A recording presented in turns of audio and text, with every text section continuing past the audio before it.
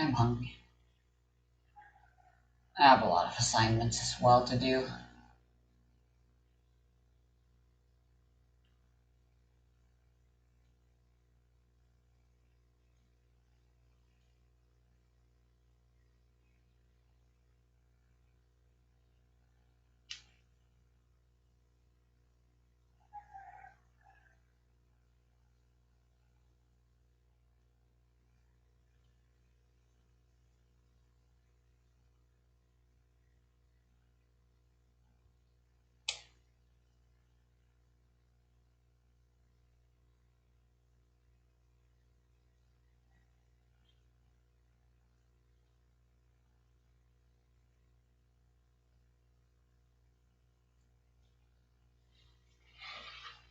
Alright, we've done all that we can.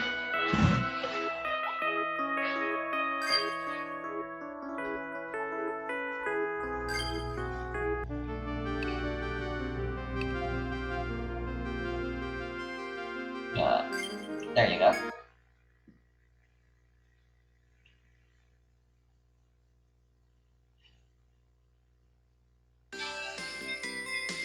We've done all we can in this explore, so time to move on.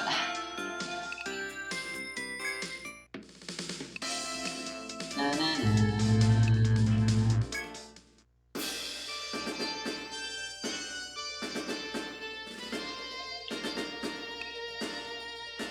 You know, I kind of want to try.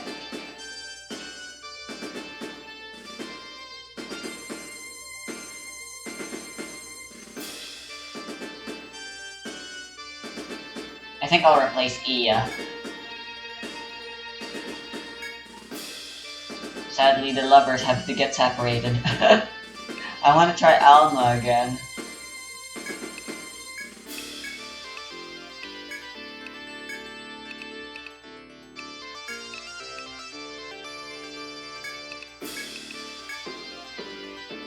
Because follow-up attacks are really, really good. Unreasonably good. I'm not sure if it's just in this game or...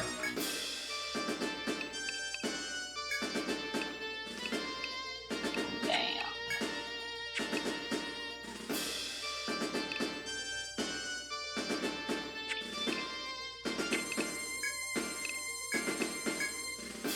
I really regret you making Alma, because she's definitely better and safer off in the back. I think that's the better playstyle for her.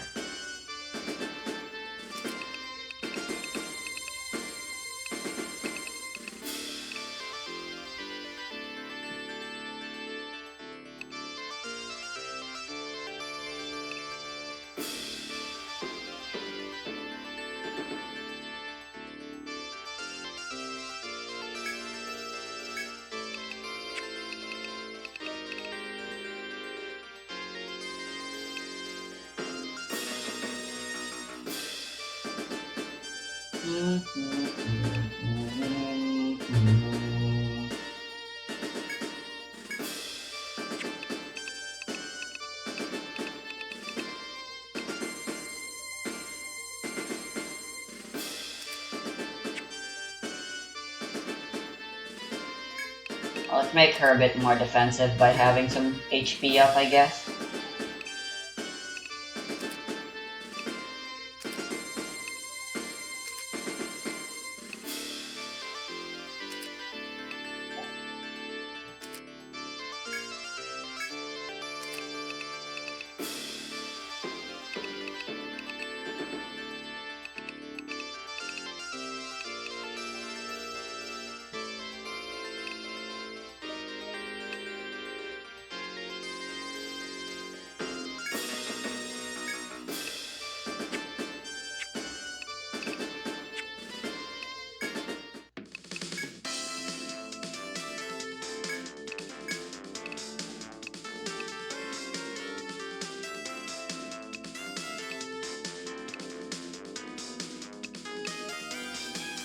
Oh, whoa.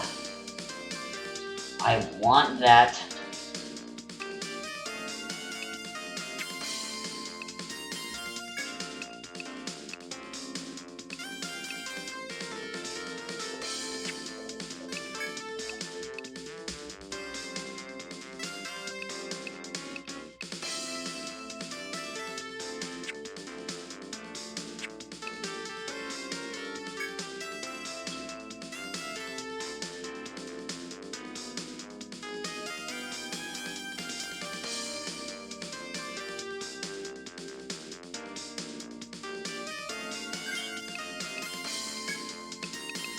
think I'll put Veil at the back.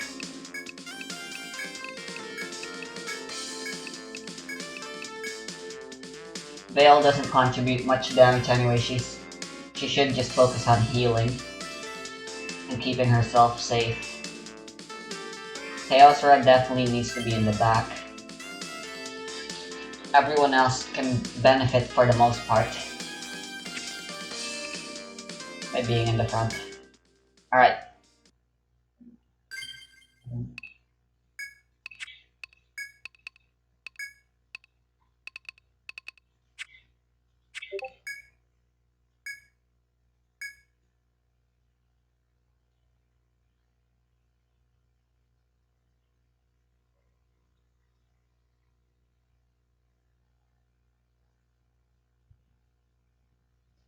Oh yeah, the Path to Nowhere update. That's what I was forgetting. I said in my head I was gonna say something else along with my assignment that I needed to do, but I forgot.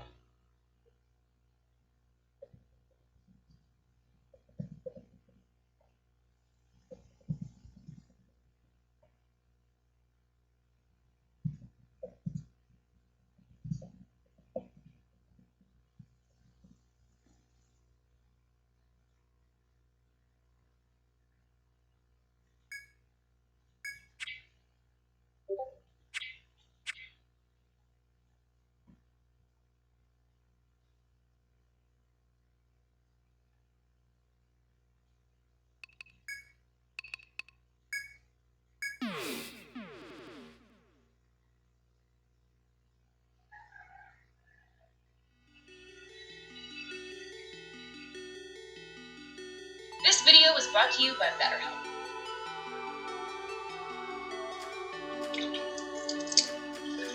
What's up, guys? Helen here to talk about the most magical place in the world. There's no place like home. There's no That's right, home. An idyllic place where you can drink straight from the milk carton and fart in peace on your area of land. I'm thinking about getting the appointment to go down and get my colon cleaned thoroughly. You want your colon clean? Man, I'm gonna clean mine. Nah, my colon is clean. I told the squeaky clean. Oh, come on, who am I kidding? None of us own homes, right? Since the Great Recession in 2008, renting has become the eternal norm, especially for folks under 35. And as of 2017, more Americans were renting than had been in 5 whole decades. You don't need to be an expert in generational wealth to understand that there are major benefits to owning a home. And you don't need to be a scholar on housing precarity to know that there are major pitfalls to renting. You just need to have one asshole landlord raise your rent by 25% while refusing to clean out your shower drain. Ask me how I know. So, how did homeownership become unattainable for so many? Teosra's almost about to hit triple Renters for digits. mortal lives, or is there a better way? Let's find out in this video.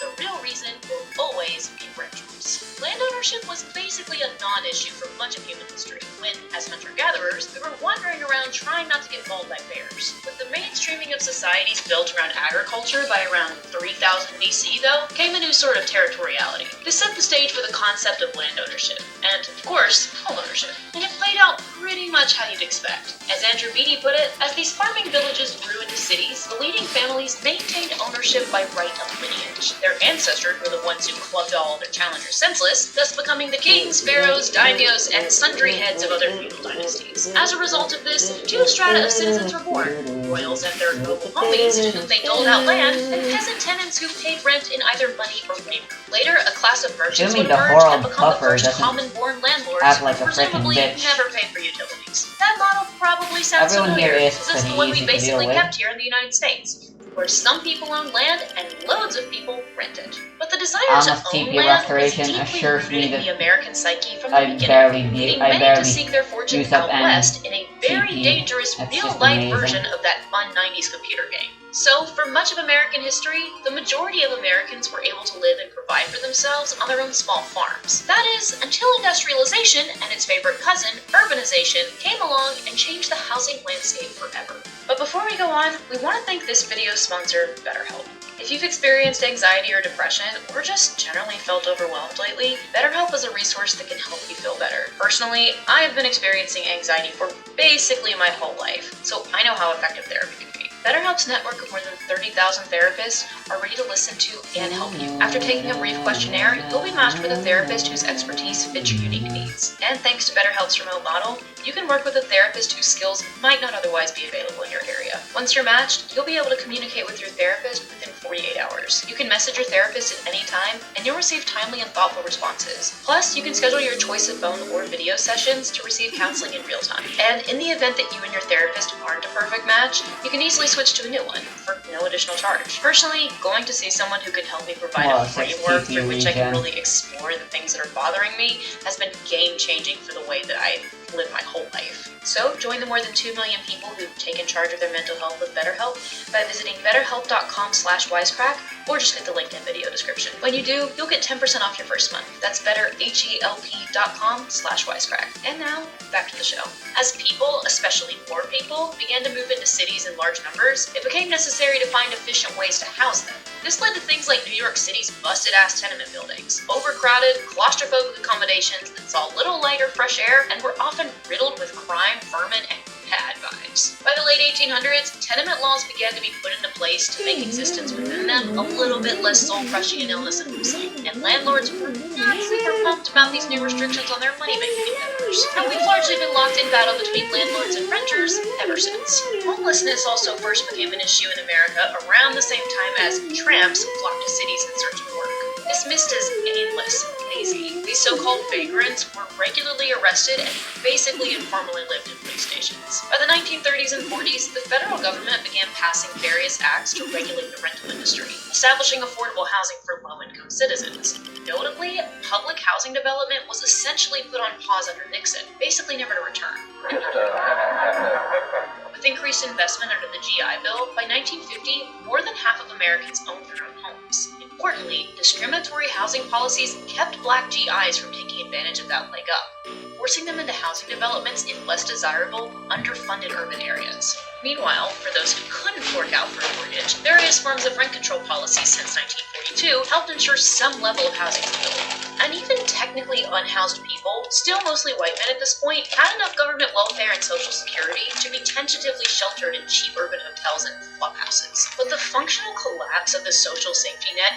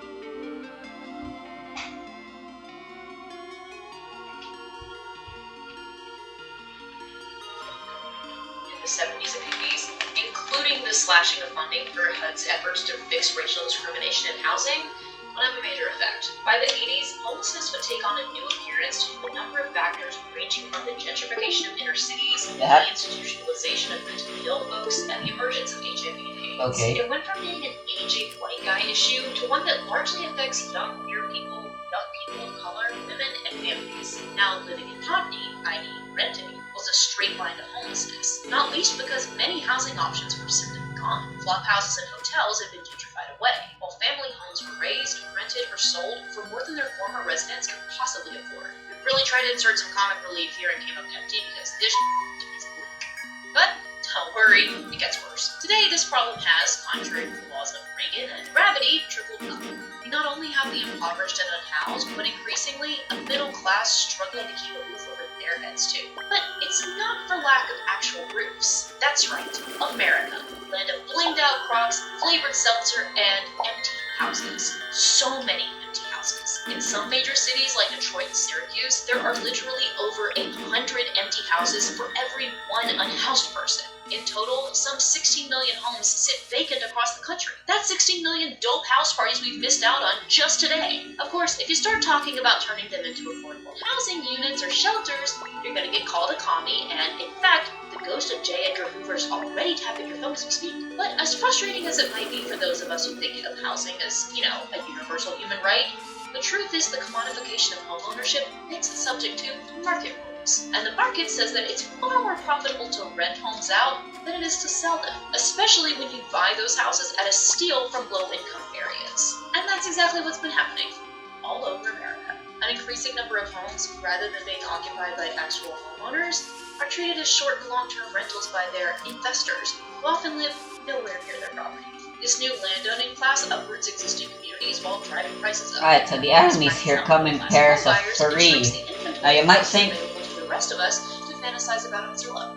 You might think that means individually they're easy, but you would be wrong. They are just as, if not even worse than Abyssal Death, and they come in a pair of 3, so if I can't beat Abyssal Death consistently, I sure as hell can't beat these guys.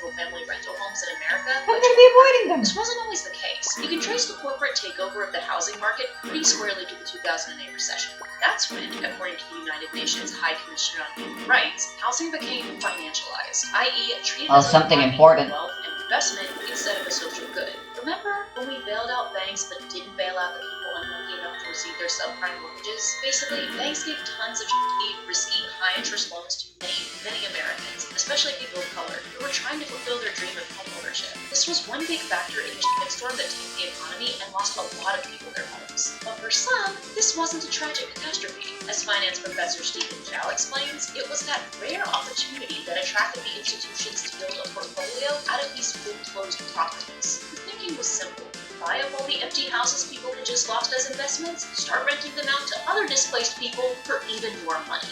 Everybody, by which I mean corporate landlords, and only corporate landlords, wins. Take New Orleans. Tom Perkins of The Guardian writes that about 45% of the parcels of land in the historic Balboa-Treme district of New Orleans, the oldest African-American neighborhood in the U.S., have become short-term rentals, namely Airbnbs. As a result of these investment properties, rent and property taxes rose, forcing out long-term residents, i.e. black families. The same thing has happened in other NOLA neighborhoods, which have essentially been converted into hotel regions. Between 2015 and 2018, the number of citywide Airbnbs went from 2,000 to 6,500. 85% of those Airbnbs are owned by investors who, it practically goes without saying, are mostly white. Regardless of how convenient Airbnb used to be before those pesky $400 cleaning fees popped up, the system is not conducive to vibrant neighborhoods. These places fill up on weekends with drunk tourists flashing for Mardi Gras beads, only to empty out into ghost towns come Monday. Meanwhile, in Newark, New Jersey, over the course of 3 years, nearly half of all of the city's residential property was sold to corporate buyers, according to a Rutgers University study. These investors were often completely anonymous, buyers who would purchase single-family homes in batches in a neighborhood and then just lease them out. Rutgers concluded this raised rent, lowered home ownership, hurt the black middle class, and caused massive housing instability and displacement. As the study points out, and as we discussed in our other housing video, homeownership in the U.S. is one of the main ways to acquire generational wealth. But it's not just about finances. When people live in the homes they own, it has positive implications for community ties and public safety. People who own homes feel much more invested in their communities. I mean, it's hard to throw a neighborhood block party when your neighbors are Blackstone and more Blackstone. That's not least because often, corporate owners will just straight up sit on their empty houses and cut their losses. That's because leaving a building empty for a period of time can often be more profitable than renting it out for a lower cost. Corporate investors can afford to eat their losses and wait for a renter who will pay handsomely, because they can make up the difference quickly. And all the while, there are whole neighborhoods in places like Detroit that are abandoned and derelict. Investing in making them great again is simply not a profitable endeavor. These could be vibrant places with social services, mom and pop stores and restaurants, walkability, and so on. But making that happen would cost a lot of money, and the return wouldn't be monetary. It would be secure, safe, affordable communities. It's worth noting that a lot of empty homes are also in places where, frankly, no one really wants to live, or it'd be impractical for them to do so. Obviously, if someone is unhoused on the streets of a city with sky-high prices and little availability, we can't simply fix up a house in This Appalachia place is and tell them to important. move there. Or if I'm a middle-class I'll be sure family to come in back, Newark, but later. I don't really It would want be to have to inefficient move if to I Detroit to be able did to it afford a if I home. did so We right all know there now. are plenty of places to live much more cheaply in some parts of the US, but no one wants to be uprooted, whether unhoused or trying to buy their first home. That brings us to the heart of the matter, as identified by Peter Marcuse and David Madden in their book In Defense of Housing. They write, most immediately, there is a conflict between housing as lived, social space and housing as an instrument for profit making. A conflict between housing as home and as real estate. In other words, we're in this mess because we treat housing as valuable most for its economic potential rather than its ability to, keep people safe, secure, and unrained on. For its part, the UN describes housing as a human right, but in the United States, while there are federal laws protecting us from things like housing discrimination, there aren't any federal laws that actually guarantee us the right to housing. Or, much less, laws that protect other aspects of housing the UN identifies as rights, such as habitability, affordability, and mandatory access to utilities. As Marcuse and Madden write, ultimately, the problem with making housing a commodity is that, as such, living space will be distributed based on the ability to pay, and provided to the extent that it produces a profit. But ability to pay is unequal, while the need for a place to live is universal. There is, thus, an unavoidable contradiction. In other words, when we treat housing as just another good to be bought and sold on the market, and ignore the reality that trying to put a roof over your head is vastly different from wanting to own an air fryer, it has consequences. We surrender people's ability to survive to the often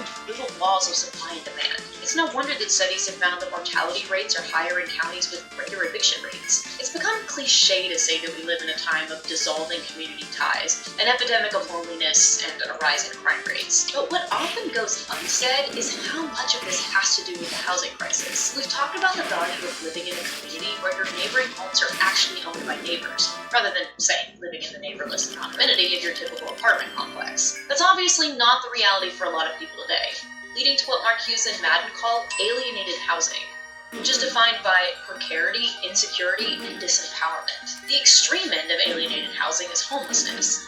But even those with a roof over their heads feel the effect. Marcuse and Madden note that precarious housing keeps people stuck in jobs they hate or relationships that aren't going great, or even just keeps them in a perpetual state of stress when the first of the month rolls around.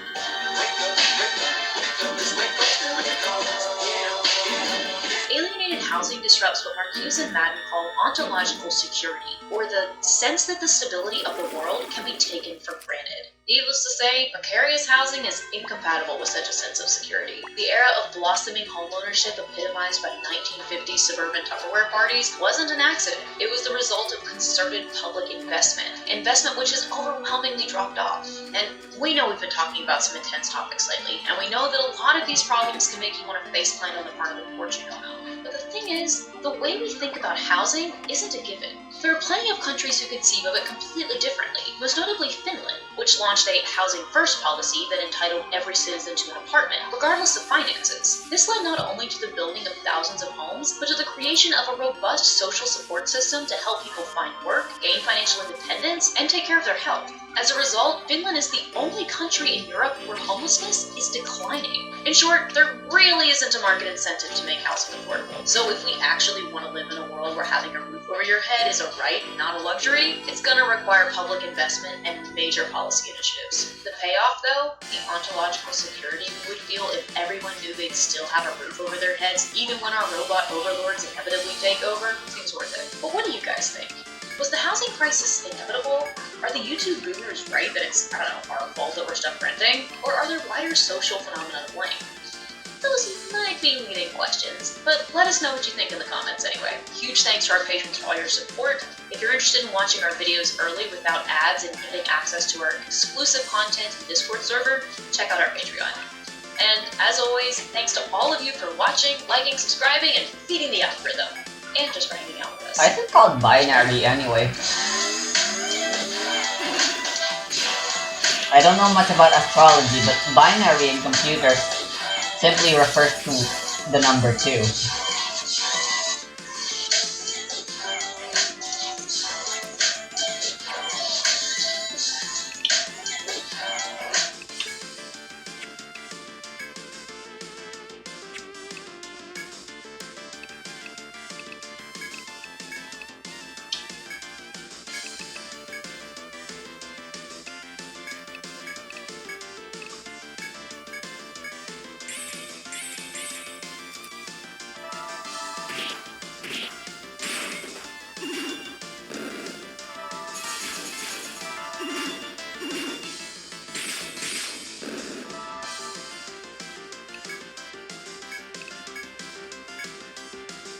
Yeah, V3 summons robots, and Alma's chase really up our damage by quite a lot. Quantity over quality, baby.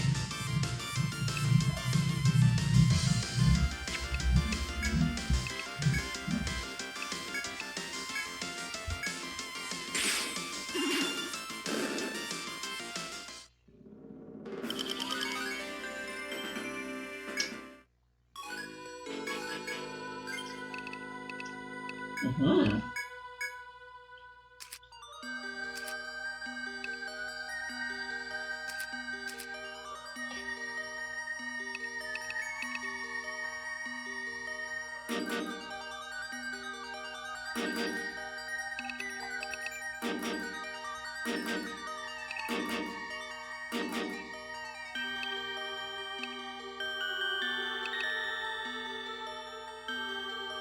Hmm.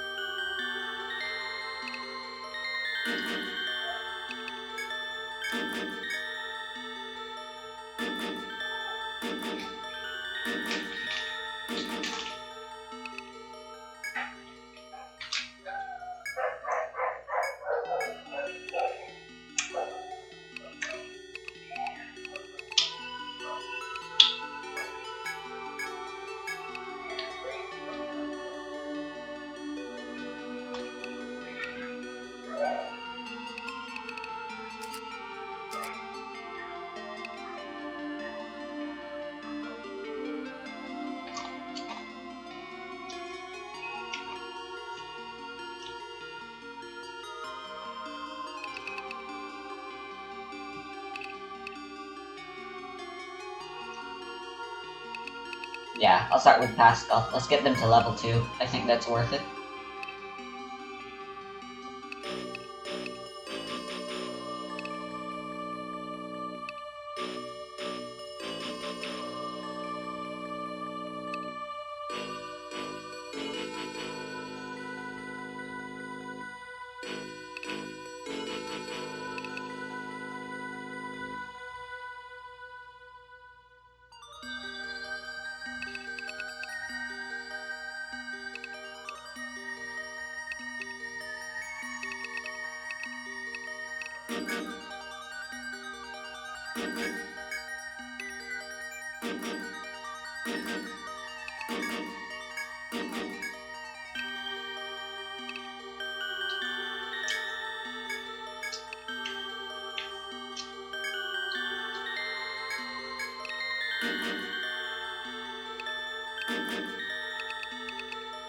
I think I want Monarch March. You know, Racing Triumphant Cry isn't that bad of an idea. It'll increase longevity for whatever that's worth in this mod.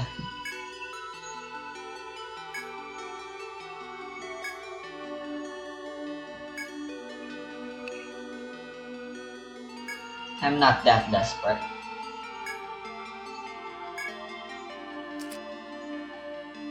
I just actually for what?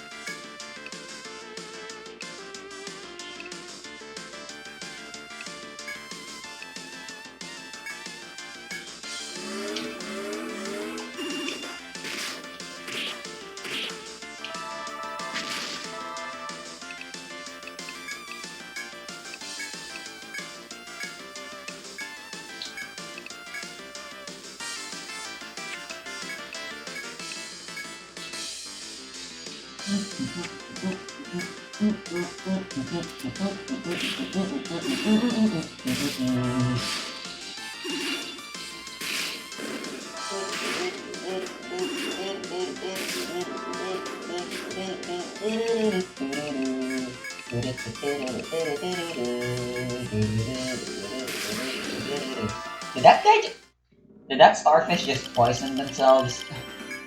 Hey, nice. How'd I do that? Kill with fire or something?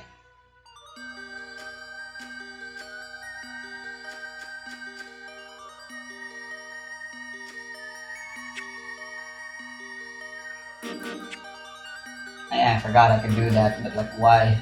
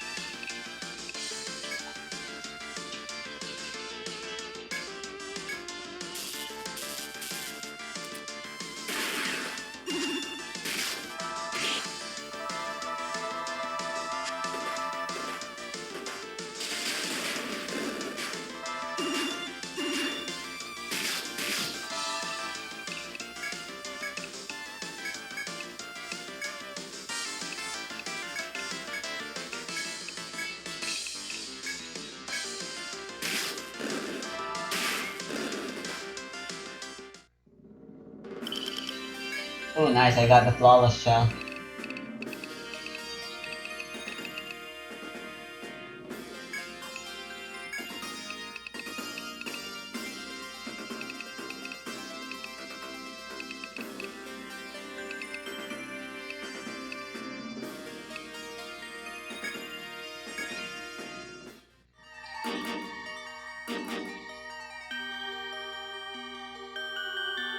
Integers are numbers that have no fractional component, like the number 8.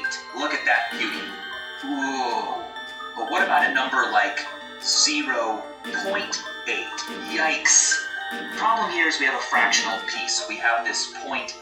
But don't worry, 0.8 may not be an integer, but it is rational, which means it can be expressed as a ratio between two other integers. In this case, 0.8 is equal to 8 1/5. over 10. 8 divided by 10. 8 Oh, my and 10 bad. are clearly both integers, which means that since 0.8 is equal to them, And it is that's at the least point too. rational. It can be expressed as a ratio between two integers. Now, integers and rational numbers are beautiful. Ancient mathematicians loved them. There's a problem. There were some things we could think of that didn't appear to be either. For instance, think of a square with side length 1. Every side of this shape has a length of 1. What is the length of this diagonal? I'll call this line C. Well, the Pythagorean theorem tells us that the length of C squared is equal to the length of this side squared plus the length of this other side squared. 1 squared plus 1 squared is just 2. So C squared equals 2, which means that C equals the square root of 2. Perfect. Alright, so the length of this diagonal is square root of 2. What's the square root of 2? It could be an integer, it could be rational. Well, one thing you could do is you could measure the diagonal of a perfectly drawn square of side 1 and measure it better and better and better so that you've got more and more precision. as you did that, you would accumulate new digits for your answer to the square root of 2. And at each step of the way, you could find a ratio that equals that number. But here's the problem. Will you ever be done? Will you ever reach a point where you've reached the last digit in the decimal expansion of the square root of 2? If you do, then it's a rational number. The numerator and denominator might be really big numbers, but who cares? At least it's not irrational. Or is it? If it is, how do you prove that it is? Seems like the only way you could do it is by calculating for some unknown, possibly infinite amount of time, or making completely infinitely precise measurements. Yikes. But here's what is so fantastic about our universe. We have been able to prove that the square root of 2 is not an integer and is not rational. And today, we're going to do just that. But we need to cover 4 preliminaries so that this proof is nice and complete. It is good to see you again. Congratulations on arriving at the second stratum.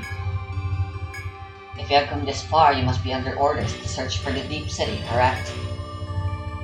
To be honest, I've ventured through the second stratum a number of times already. I've found clues regarding the Deep City, but I had my own reasons for remaining silent.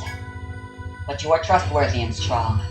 Yes, I think I can share my clues with you.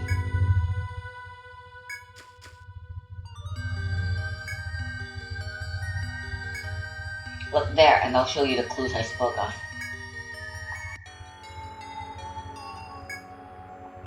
Past this way are currently perceived to be vestiges of when this place was once submerged. I learned that a hidden stair supposedly past those turns, one which leads to the Deep City. But there are countless dangerous fish lurking in that passage that prevent anyone from getting there. I've asked a number of guilds to investigate, but none of them have returned.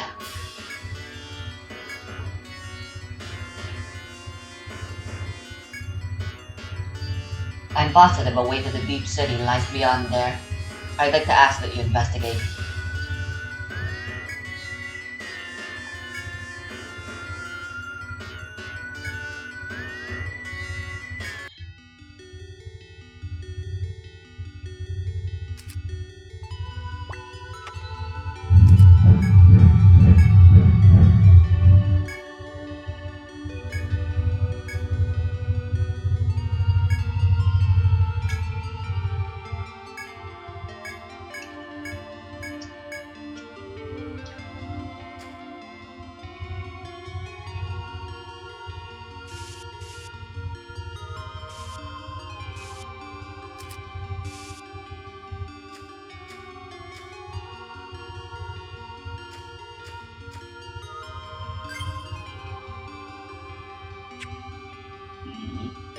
You know, let me go back. My inventory is full and that does me no good if I just keep going right now.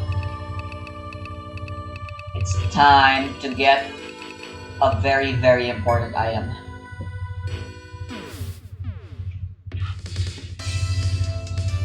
The first thing I want to do is define an even number. What is an even number? We all are very familiar with even numbers. 2, 4, 6, 8. Negative 2, negative 4, negative 68. These are all even numbers. What do they have in common? Well, they are divisible by 2. That is a definition of evenness, which, by the way, means that 0 is even, because 0 divided by 2 is just 0. There's no fractional piece left over, so 0 is even. But 1 and negative 1 on either side are odd. And that's how numbers go. Even, odd, in that kind of a pattern. Let's look at this definition. An even number like 8 is even because it can be evenly divided by 2. 8 divided by 2 equals 4. 4 is a nice whole number, there's nothing left over, and that's perfect. But what this also means is I sold my thick throat. Is equal to some number, in this case 4, times 2. So here we have a nice generalized definition of an even number. A number is even if it can be expressed as 2 times some integer. I'll just call that integer c. And because the pattern of even odd is what it is, we can also define an odd number as being equal to 2 times any integer plus 1. So negative 12 is even because negative 12 can be Alcohol expressed as gift, 2 times really? negative 6, which is an integer. But negative 13, well, negative 13 is odd because it can be expressed as 2 times negative 7 plus 1. These are literally the definitions of even and odd. The next thing we need to do is show that if you take an even number and square it, the result will also be even. And if you take an odd number and square it, the result will always be odd. Now here's how we do that. Let's take an even number, which as we know is expressed by 2 times some integer, and let's square it. Now, That tip is a little misleading. All you need to do is kill it with an elemental attack. Times c times 2 times c. It's just 2c times itself. This is equal to 4c squared. But what does 4c squared look like? We can pull a 2 out of there and wind up with 2 times 2c squared. Alright? Uh-oh, look what we've got. This is 2 times some integer. We know that 2 times an integer is even, so this is an even number. An even number squared is even. Now, let's square an odd number. An odd number looks like this. It's 2 times any integer you like, plus 1. Now, if we square this, we wind up with my favorite thing, binomial multiplication. Let's take a look at this. We've got 2c plus 1, and it's squared, so we're multiplying it by itself. 2c plus 1 times 2c plus 1. Let's use FOIL to work this out. This means f. We'll find the product of the first 2 terms here. 2c times 2c is 4c squared. We actually already knew that. Then we're going to add to that the product of the outer terms. 2c times 1. Well, that's just 2c. We add to that the product of the inner terms. 1 times 2c, which is just 2c. And then finally we add the product of the last terms. 1 times 1, which is 1. This simplifies into 4c squared. 2c plus 2c is just 4c, and we've got this 1 on the end. Ooh, alright, now how about this? Let's pull a 2 out of this thing. 2 times 2c squared plus 2c. And then we've got this plus 1 at the end. Yowza, look at this result. We have this thing right here in the parentheses, which is some integer, and we're multiplying it by 2, but then we're adding 1. This is the form of an odd number. So this is odd. An odd number squared is odd. An even number squared is even. Oh, how beautiful. Next, I want to talk about squaring rational numbers. Now, this is something that we've all learned before, but I want to prove it. When we have some fractions, like let's say a over b, we want to multiply it by itself. So we have a over b times a over b. This is pretty easy to do. You literally just find the product of the numerators, a squared, and divide them by the product of the denominators, b squared. Go. Pretty simple. But how can we be sure Whoa, that it's why true? do I have Because so after much all, Amrita fractions already, can even be though a I little don't... bit weird, right? I mean, if I want to Whoa. add a over b to a over b, I think I'll just sell just add up the numerators and offensive add up items. the denominators. Instead, I add up the numerators to a, No and need then I for just those. keep the denominator the same. This is very different than this. What's going on? Why is How that called can we be Hamao? sure It that doesn't we're doing even this instant fraction kill. multiplication correctly? Well, my favorite way to do this, since we already kind of have an idea that this is right, unless our teachers have been lying to us our entire lives, is to just take advantage of the fact that multiplication and division are inverse operations. So let's take 2 fractions. I will call one a over b, and I will multiply it by another fraction, c over d. What the heck is their product going to look like? Well, here is how we will make this easy. Let's go ahead and multiply their product by b times d, and divide You know what? by I'm b gonna times store d. some of Because my stuff. multiplication and division are inverse operations, this won't change anything. If I multiply by some number and then divide by the same number, I haven't changed the thing I started with. So all of this junk is equal to what we're trying to study. The product of a over b times c over d. Now, let's start associating and commuting all of these little things. We can do that in multiplication. So I can take this b here, for instance, and multiply it by the product of ab times cd, or I can take this b and multiply it just by ab and then bring in c over d. So let's do that, because if I take a over b and I multiply it by b, and then I multiply c over d by that d, I still have to make sure I don't forget that I'm also dividing by bb. And would you look at this? Multiplication and division are inverse. So if you divide by b and then multiply by b, that's the same as just multiplying by 1. So a stays the same. Same over here. Dividing by d and multiplying by d gives us c. So what we're left with is a times c divided by b times d. Ta-da! A over b times a over b equals the product of the numerator and the product of the denominator. Wonderful. We are now ready to Pretty sure I can take sell a big these. bite out of rational numbers.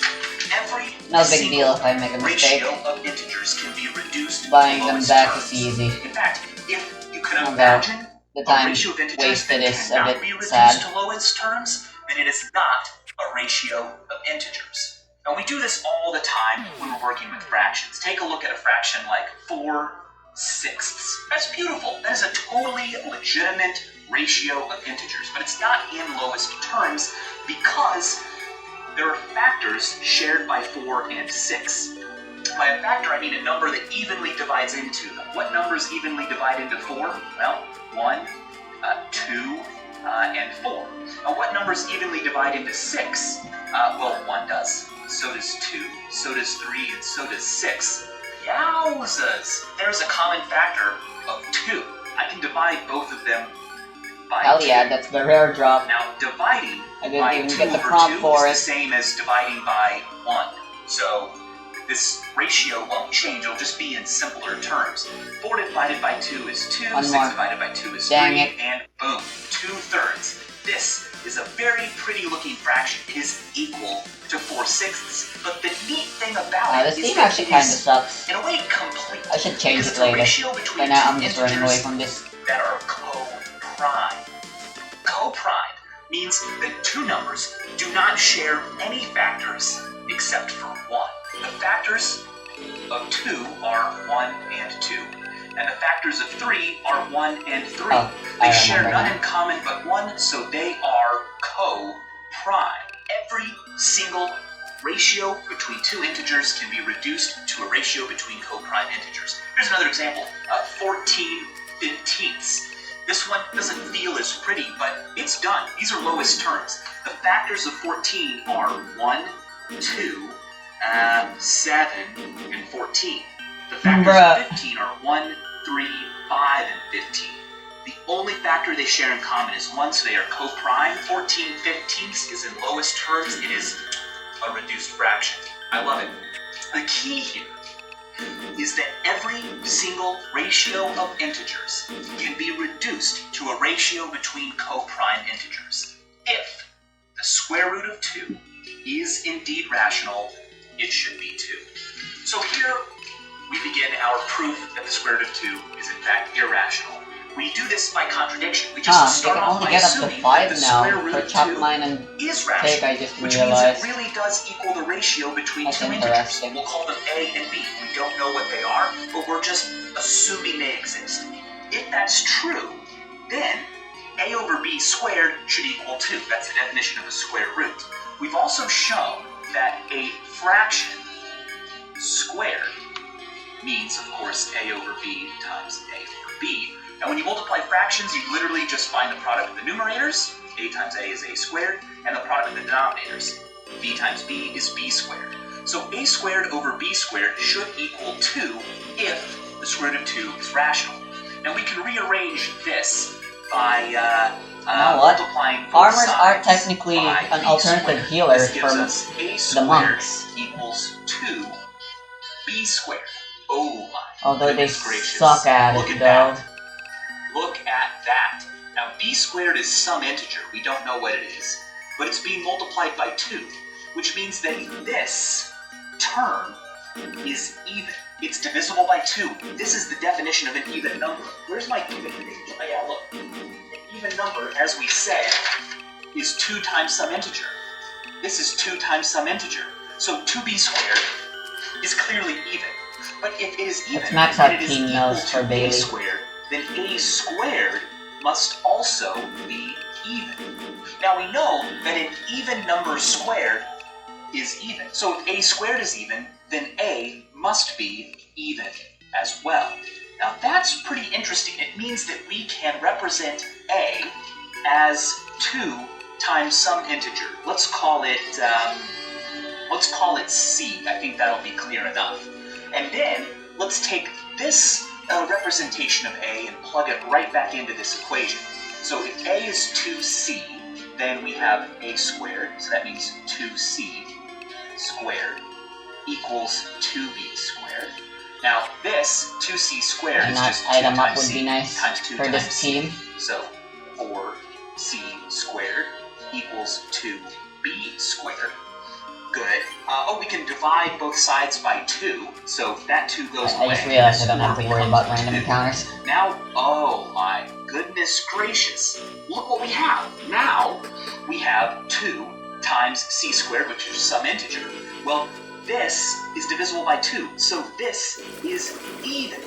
But if this is even, and it's equal to b squared, then b squared must also be even. And since an even number squared creates an even number, The green algae, that's what I've been Must be. looking for. even.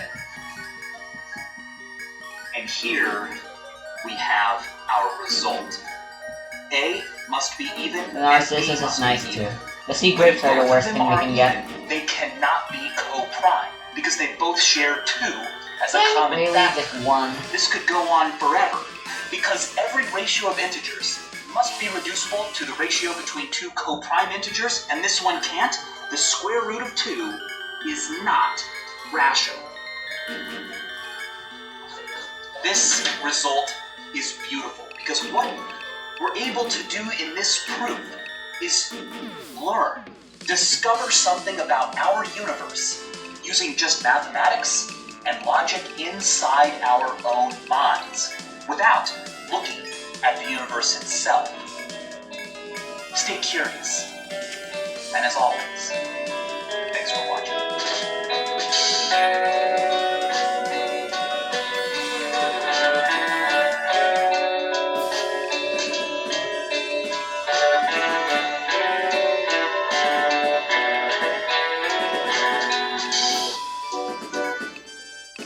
Mas enjoy ang snack time pag may snack.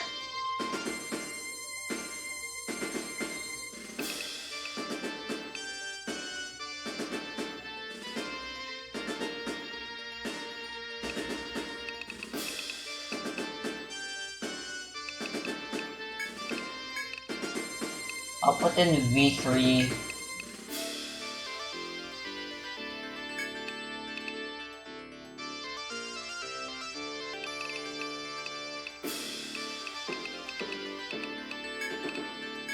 Yeah, the most defensive front line I can think of while using these characters. Register this.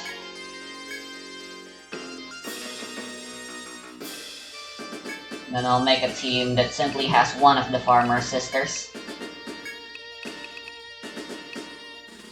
Okay, so apparently their father left them. That's canon now. More lore for my characters. For my OCs.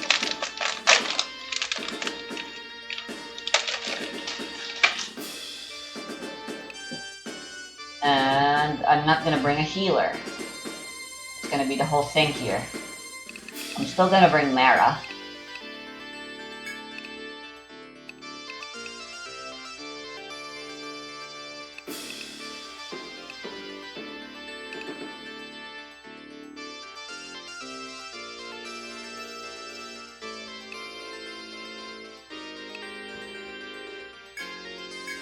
Alma and V3 work really well together.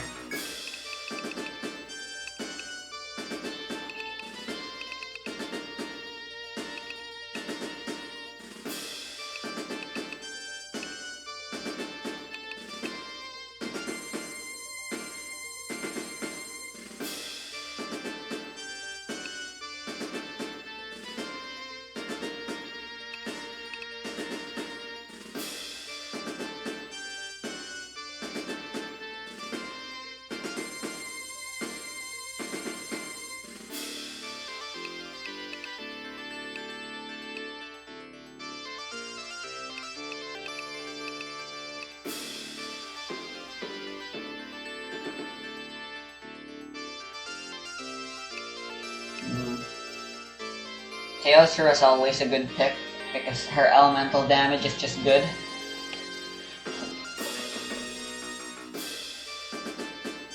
Yeah.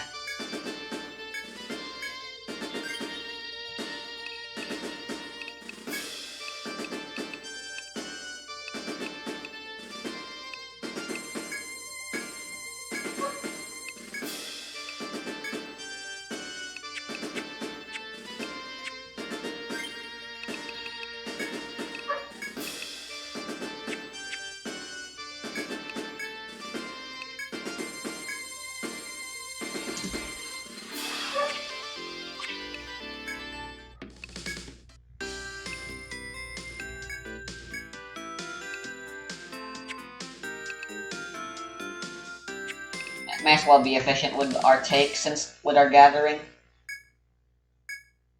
Let's go get wood.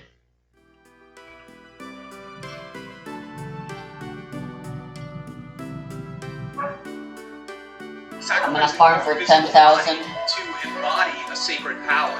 That, first off, is not a theme. Go back to that is not just because it's a thing that happens. It's not. It's gotta be. It's gotta have a proclamation. There's no proclamation there. And it's for something that repeats in the story, something that I would call a motif.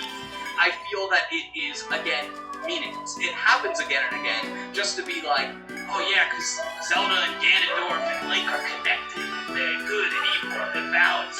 And the same, but different. But it doesn't, yeah, it's just nothing. And I'm sure you're gonna go here. But one of the biggest offenders here is obviously when you're doing every single dungeon, and they have the nerve to make you sit through, is that Zelda?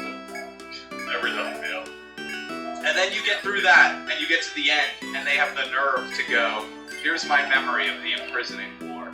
Young tree, young bird, the exact same writing. It felt like I was ingesting Mad Libs. Could not believe how many points in this game I was mashing the A button, just begging to get through. Yeah, I went to the Zora region the first time, and I in particular hate the way they speak. For one, that whole chapter has a lot of talking. Well, shit. The way they speak just made it even more aggravating for me to read, and I'm like, I don't care, I just want to get through this. And you mentioned earlier, like, you found the NPCs not as engaging, I believe. Yeah. And I think part of it for me is there's just too much. Like, it's almost overwhelming at points. Like, I'm just gonna farm until Monk calls me, why not?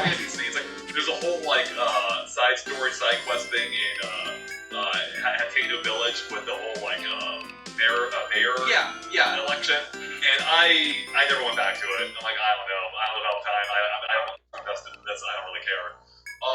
And yeah, the regional stories just aren't. I don't think 10,000 will be enough, but it's good to set a goal.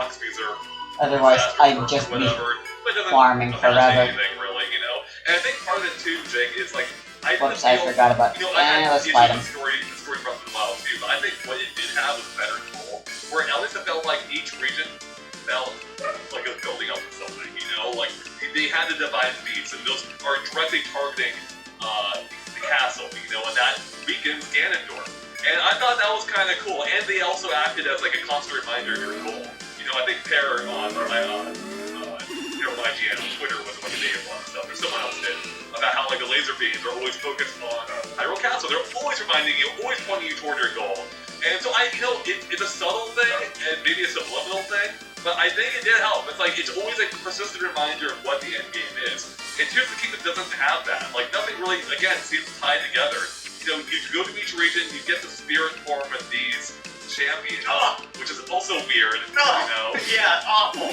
I think I saw that tweet too. I think it was Brian Altanas in chat. Oh, not Brian, yeah. But it's funny. It's like it's making it so clear to me that I think in Breath of the Wild there was this beautiful marriage of you are a survivor, and what you are doing in the game is surviving. And when you walk into a town, the thing that everybody's reacting to is that you survived.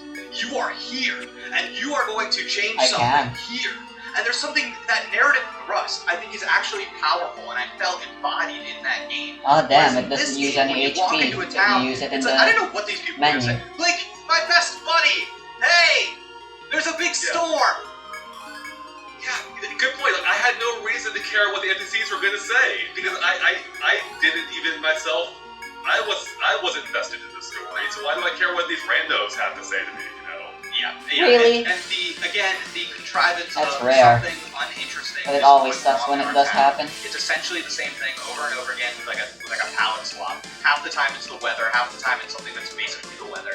And I just like, to be totally honest, I kind of hate calling stuff out like this sometimes, but it feels like bad writing. It feels like you couldn't come up with anything more interesting. I like write little scenarios in my head all the time where I'm like, you could have used any of these towns as a way to tell us something about Ganondorf. That was, like, you know, yeah, please. Yeah, I mean, so to your point, I mean, Nintendo famously, for better or worse, I think depends on the game, they operate on the gameplay first mantra. By and large, I'm happy with that, you know, but then you have instances like this, where it feels like there should be more of a cohesive narrative, and it completely drops the ball, especially when they've had 6 years to work on this. That's the issue that was raised in the first game, and they don't. But then Jake, you also had examples where they've done. I like that sleeping is a whole lot more effective. They had good stories. Majora's Mask had amazing characters that tied That's into the a overall weird narrative, sentence to say. and made you want to help them out, and you felt invested for their fate along with the. Okay, wow, the HP loss really isn't that And much. they have not.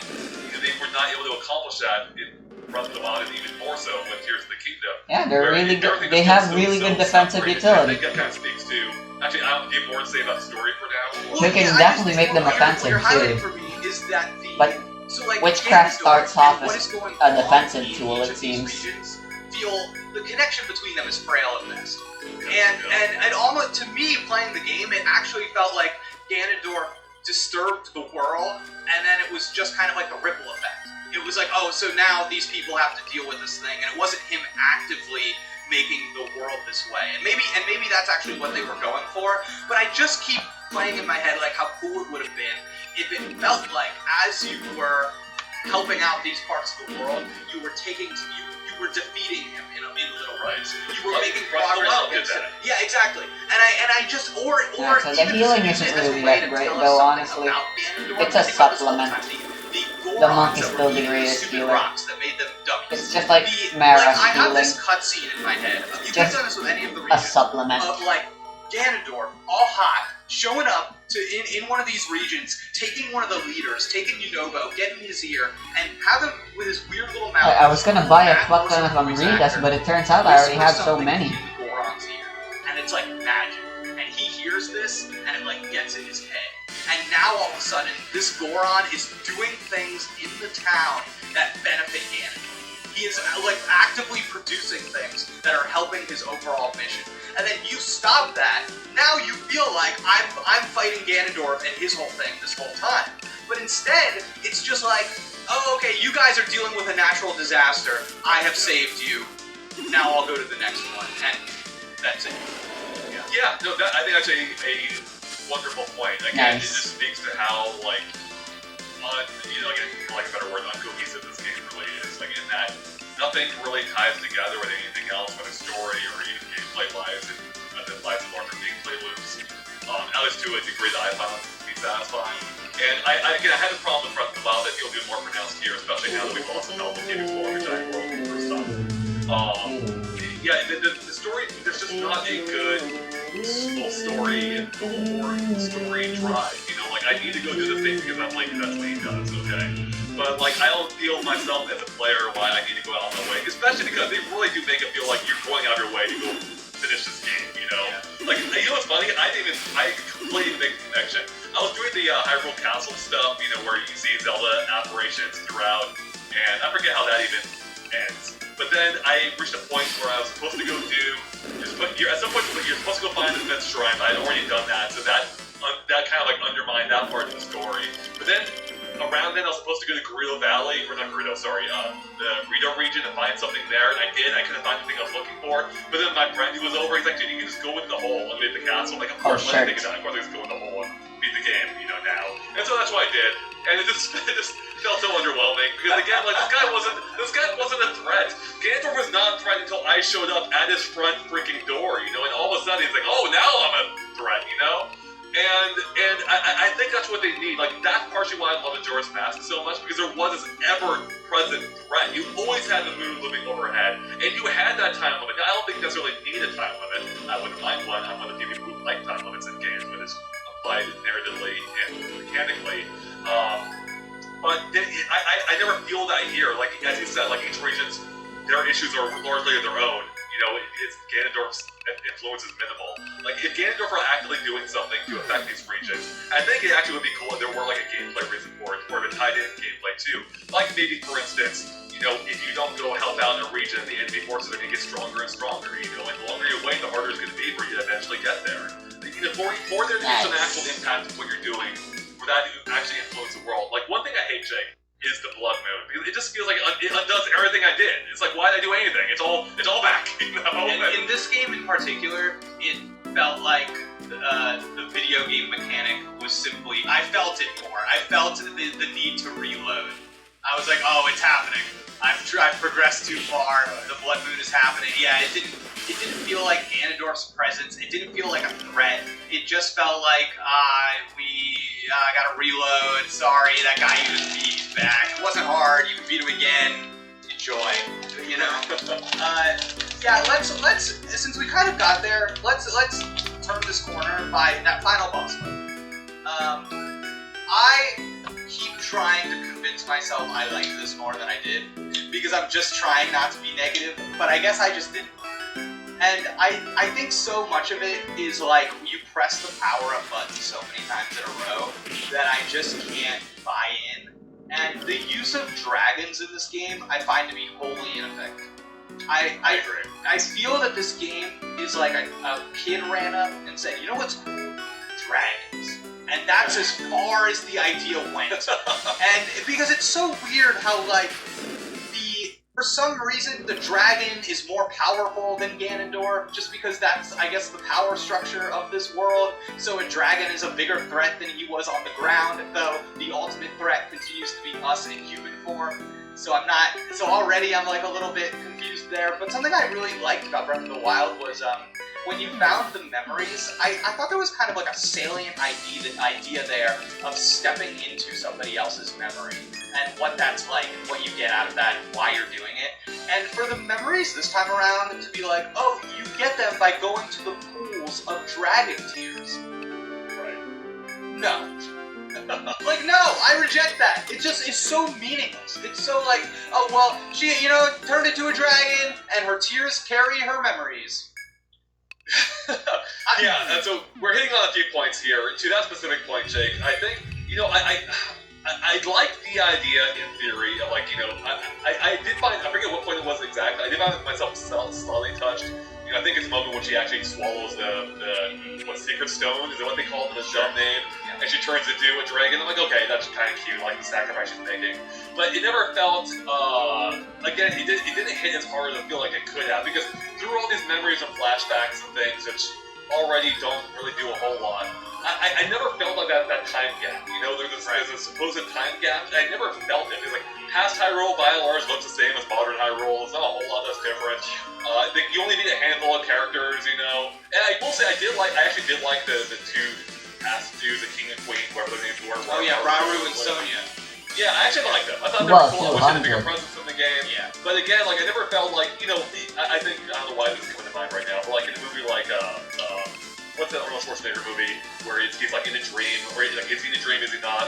Oh, yeah, I know what you're talking about, but yeah. I know everyone knows what I'm talking about, I can't think of the name, what is it? Oh, God, anyways, there's a point where they come across like, like ancient ruins, like millions of years old, and you feel that, like, I feel that they're millions of years old, but here I'm like, man, this story feels like it took place yesterday, like, so the gap for Zelda as a dragon doesn't feel impactful, but I never really felt that span there. Total Recall.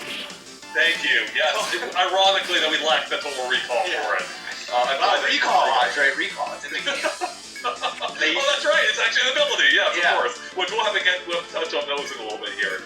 Where the hell was I going with this? But I'm going to come to the gameplay part. Yeah. The final battle, the first part's fine, I guess. I thought there have been better Ganondorf fights before. I still think Ocarina was one of the better ones. And then even Skyward Sword, revisiting HD, it wasn't Ganondorf devised. Yeah, I think that final battle sequence is amazing still. Here we're battling him initially in the dark, underground, ugly-ass cave. Yeah. And then you have the part where he does turn into Dragon, and that seems cool initially. Initially I'm like, oh my god, we're having a dragon fight. I'm like, this is gonna be sick. Where he's gonna use your knowledge of taming horses, riding beasts around. We're gonna finally ride this dragon. We're gonna fight this thing. A little bit like maybe like the Splatoon 3 fight. Where you're you got a whole aerial space thing. And so it seems cool, but then you're just riding air gusts around and to land on him. He's not doing anything. Are we gonna have to use Ultra Hand, the ability that this whole game insists that we use to fight in this final battle? Or are we gonna use Ultra? Oh no, okay, no Ultra Hand.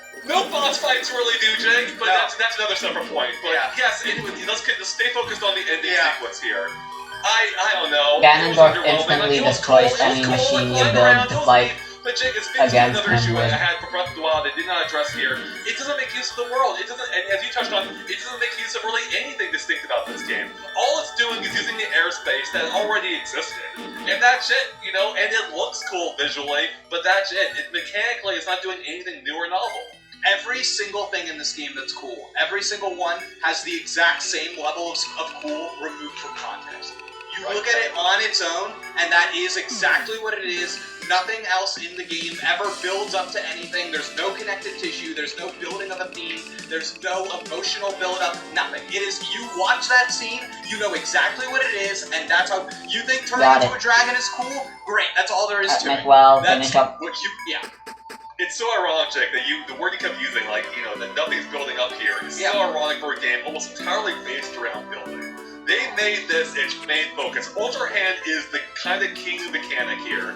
And I think, should we move on our story for now? I feel we're really hitting our stride right now. Well, I think we are. So I have two interlinked issues here, Jake. I touched on one earlier. This game has no idea whether it's a game or a sandbox. It gives you all these tools, but the game doesn't really motivate you to use them all that often. I mean, you are using, aside from the shrines, I never really felt driven to make cool stuff.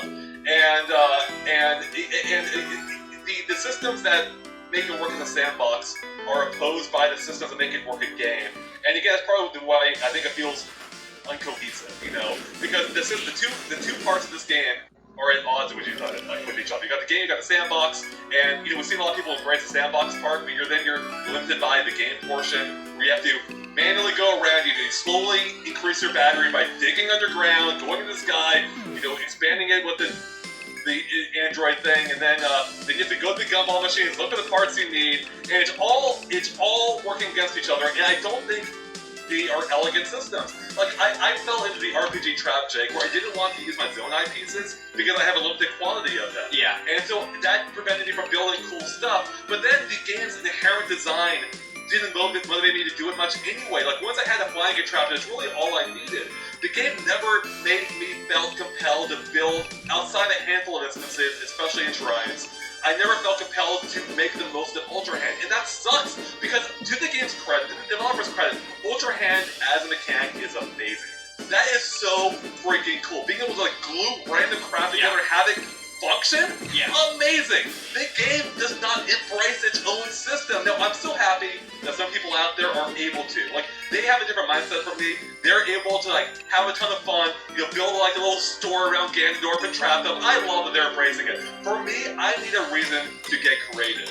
I need a reason, something that compels me to make that cool stuff to deliver the result that I wanted that the game's looking for. Because the game doesn't care. The game doesn't care at all. And for some, they love that. That's great. The game expects nothing of you. You can do whatever you want. Breath of the Wild explored that too, of course. This game almost goes overboard for me.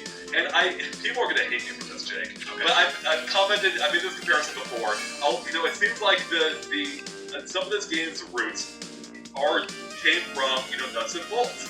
Where you get different pieces, you can bind them together, make cool vehicles. You have this Ultra Hand device that can magically put stuff together. Yeah. And that is a game that much better delivered on that promise. That was a game wholly built around Ultra Hand, its version of Ultra Hand.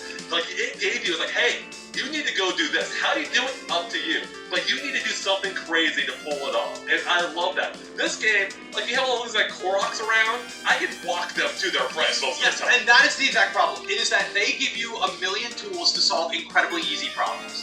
And there is never anything in this game where it goes, you could not have done this unless you were really creative.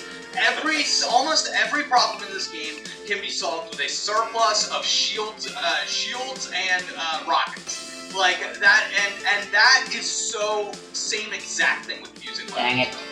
What the heck is a water Yeah, spine? it's just slowing you down to get you to a solution that I think is ultimately not that interesting.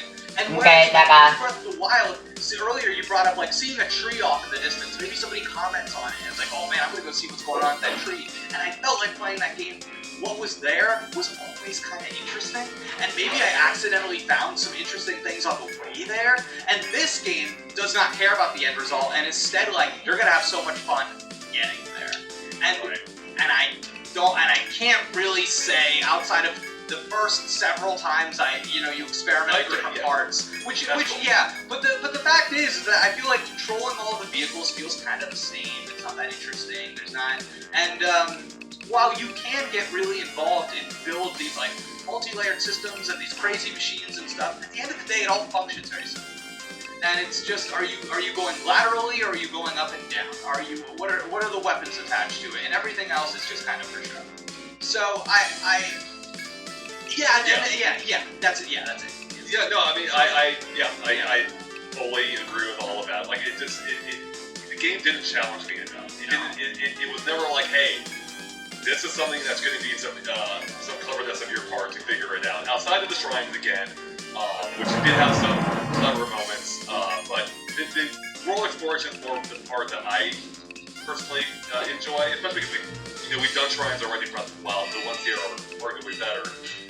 But yeah, it feels like the game wasn't confident enough in its own systems to like, or maybe not confident enough in its own players, where they're like, I don't know if they can figure this out or not. So do whatever, it doesn't matter because you can accomplish it any number of ways. So like, I see people building cool stuff, and I'm like, I wish I felt motivated enough to do that because I can just go in there, whack him with my stick. I've got a whole freaking army with me at this point, and they can all just like take down everyone without with minimal help from myself, even with all the spirits around me. And it sucks, Jake. And it's such a good system, and that's why I feel like this game is torn between what it is. Because I feel like I wanted a game that either better embraced those systems, like to give me more encouragement, or I just wish they had just gone off the deep end fully and make it a full sandbox experience. Like, just let me play around with no limits, and let me share my creations with others online. Let me download other people's stuff, and we can play around together. There's no way to share blueprints easily, and that sucks. And I feel like this could have been a better game had it not been a Zelda game. And I felt like they were held back by that. Like the fact. Yes, correct. Thank you. Yes, you're right. Because you started talking there, and I was like, whoa. In the second you introduce multiplayer into this game, it makes more sense. It totally does, right? Yeah, the second it's about screwing around with your friends, it's like, oh man, I understand this video game. It's funny, it is married to so many Zelda things in a way where it's like, no, we promise it's for this. Even the shrines. The shrines, which like, on one level, I'm like, surely these shrines have to be better. Because they have to be. Like, and I'm like fighting myself in my brain to say that, but at the same time, it does kind of feel like so many of the shrines are, here's a puzzle, here are your pieces, put them together. And whereas in the last game, I don't know, but maybe it's just a result of it, a little too much been there, done that. So I don't feel particularly strongly that the shrines here are way better. And I think the big thing that I'm like fighting myself on in the entire conversation about Ultra Hand is that I am aware and impressed by how technically impressive it is. Yeah, and absolutely. It works every time. And and the way that they even have, I even like shake to detach. I find that humorous. And like stupid things like that, like it is well done. But it's like I almost am hoping this will appear in a different video game. It's like just hold